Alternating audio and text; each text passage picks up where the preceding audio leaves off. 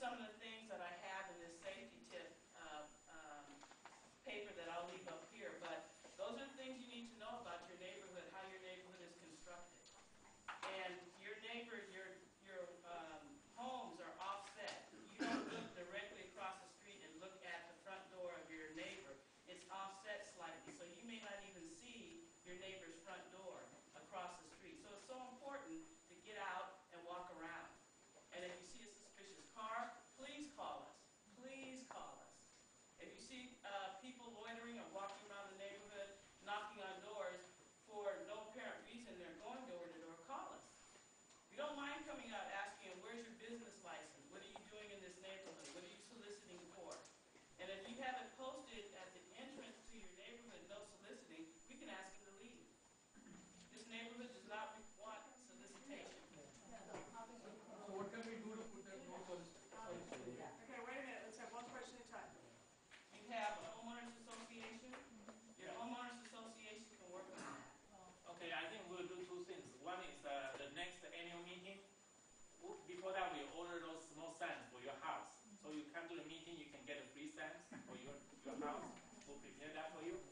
Second, we'll work with the city, work with some kind of sign acceptable to the city and put it somewhere in the entrance of our community. Okay. And I would love to have a neighborhood safety meeting just focusing on safety. And we can look at your houses and say, this is an entry point that I would make if I were a burglar, and this is a way to safeguard it. So those are some of the things that we'd like to offer this community.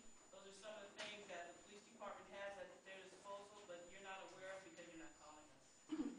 And somebody from the police department will come out and do house by house? We'll come out. Well, first, most of your homes are, there's 5 different models out here. And we can look at one model that everyone has the same model and say, for this model, this is a entry point that I would go into if I were a burglar. And then there's some things that cover all the homes. And just to add, just to kind of keep in the back of your mind too, if you do have a lot of expensive items, televisions, flat screen TVs, computers, laptops, jewelry, the Xbox, any of that, anything that has a serial number, keep track of that so that, forbid that it happens to you, but if you become a victim, at least you'll have the serial number that helps us so that we can put in the report and put in the database so that, let's say the suspect is found at a later time with the property and it has a serial number and it's shown that it's a stolen property, then we have that. Also, I'm sure a lot of you are probably anxious what you can do, to secure your home now. If you have access to the internet, there's so much information out there. Just put burglary prevention homes, and there's so many tips out there what you can do for your windows, your doors. I found so many questionnaires when I used to do crime prevention. That's what I used to use for meetings. So there's a lot of information out there for you what you can do to secure your home, because it's always just like with earthquake preparedness. I mean, you also got to be prepared for the unknown. If someone does break into your home or into your car, what's your plan of action? What are you going to do to prevent it? Or what are you going to do after it happens? Are you going to have all the necessary information to provide to us when we file a police report? I think this gentleman has something first. What about the barking dogs or various nighttime nuisances?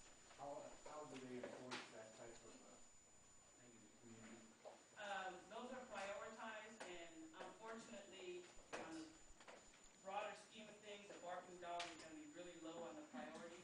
And when the officer gets out there, if they don't hear the dog barking, they're not going to knock on the door and then incite the dog to bark again. They're going to go into the area, if they hear the dog barking, then they'll make contact. If they don't, they won't. They'll pass through. So those are some of the things that go on in the police department. And like I said, a barking dog in the broader scheme, it may be driving you nuts. But when we prioritize it with other calls for service in the city, it's really low on the priority list. We also have animal control. It's a continual thing that they'll come out and they'll cite the owner. They'll give a citation for it. I just want to mention specifics are very important. If you know the neighbor, the resident, where the dog is barking, that's very helpful, as opposed to the officers trying to find that location. On this issue, you could do access 8